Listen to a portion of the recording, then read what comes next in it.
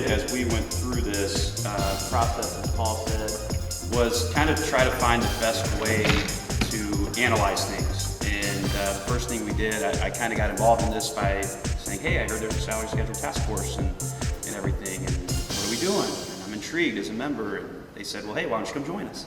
And I'm kind of a believer in, if you're going to ask the question, you have to be willing to step up and assist where you can. So we kind of started to dive into everything, and I grew up in Rockwood, so I only really know Rockwood's ways, right? And as we kind of did all of this, I kind of started to learn that there's a lot of other ways to do things, and it doesn't mean one's right or wrong, and that's what we kind of started determining is we like to compare ourselves to other districts and those things, and you have to be really careful in doing that because everyone's structure is different.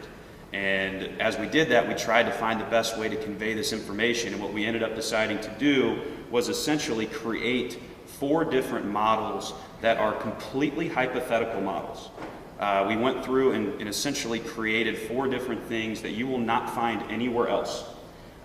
They were constructed from reviewing things around the state, looking at different salary schedules, looking at how other districts do things, but you will not find these. So you will not see labels of different districts that are our neighbors or from Kansas City or anything like that. These are all completely hypothetical that we went through to create those. And what we ended up deciding to do from kind of analyzing all the different salary schedules was create 4 different schedules, almost kind of in a way 4 different districts. It's kind of one way to look at it as 4 different districts you could work in that have different salary schedule setups.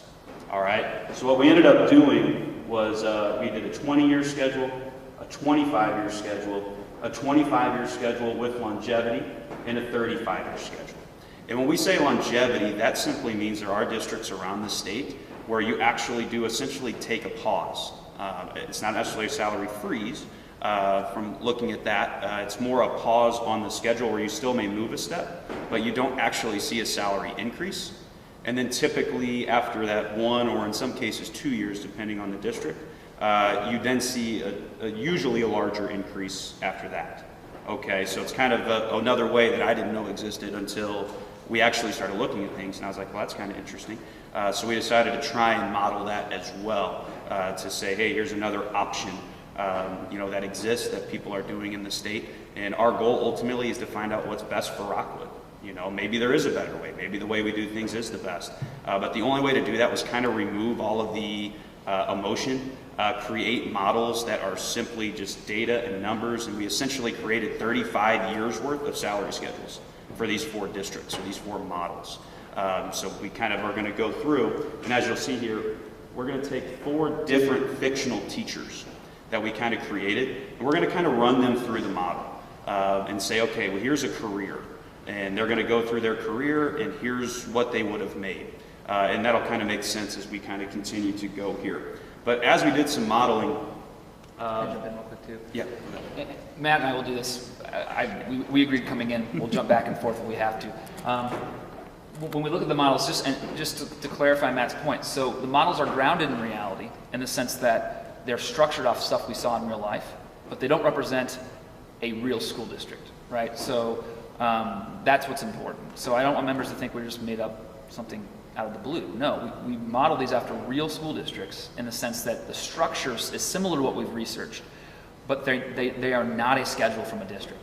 So for example, with the 25-year, there's one we have, the 20-year. It's a 20-year schedule that has 20 steps and then it stops, all right? Well, you'll see that in other districts around the state, all right? But the one we're using in our models to give you the numbers is not a district that exists. Because, like Matt said, what we don't want to have you guys doing, and this is human nature, we get this, but if we were to throw up real districts and their models, then what we do is we look for where I would fall in that real district, and you zero in on that one little box. That's all you pay attention to. I get that, all right? We all do that. But our goal was so that you could think of, okay, in general, big picture, what's the best for an entire schedule? Or how does this work for an entire schedule, all right? I used to do the same thing, and now that I've done this now for about a year, I have kind of figured out that you really can't do that. So it is definitely human nature. So that's kind of why, as we all did that and sat down, the first thing we did was we looked at where we would have been in other districts, and we were like, okay, we got to pull ourselves away from that to create these models that takes away from that, so to speak. So it is human nature because we went through the same thing. So what we ended up doing is essentially going through and creating kind of these massive Excel spreadsheets that go through and create these models of these districts and these different salary schedules. You'll hear me I referenced this in kind of some of the question and answer in the first meeting we did a couple weeks ago. I kind of look at the salaries as a big pie, right? I'm not a math teacher, but I am a numbers guy. And I look at that as a big pie. And there's a lot of different ways to cut a pie, right? Depending on how you go through it.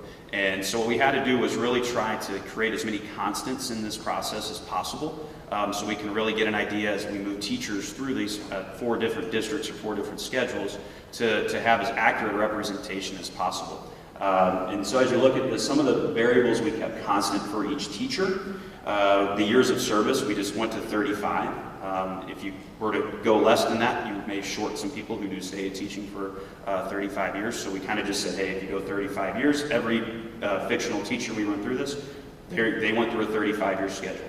Some of you are looking at each other right now saying that's crazy, and that's okay. But for us to have a very accurate model, we went with 35 years. The other constant, the retirement multiplier. You'll see us, we will try to give you an idea of how each one of these schedules can impact retirement. That's obviously something that's very important. We have people in our association that are at all different levels of teaching experience and years in teaching, so we're trying to kind of give a framework of how that could look. So we went with 2.5% with no assumption that the state legislature or the 2.55%, we're trying to keep these things constant. So if you know anything about the retirement system, we went with just that constant multiplier. And then the number of years of retirement, we just assumed that every single person spent 30 years of retirement.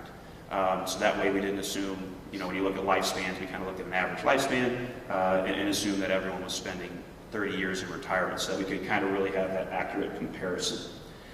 Some constant variables that we had for the schedule. So each district or each of the 4 schedules, the 20-year, the 25-year, the 25-year with longevity, and the 35-year. The constants that we had there was the beginning salary.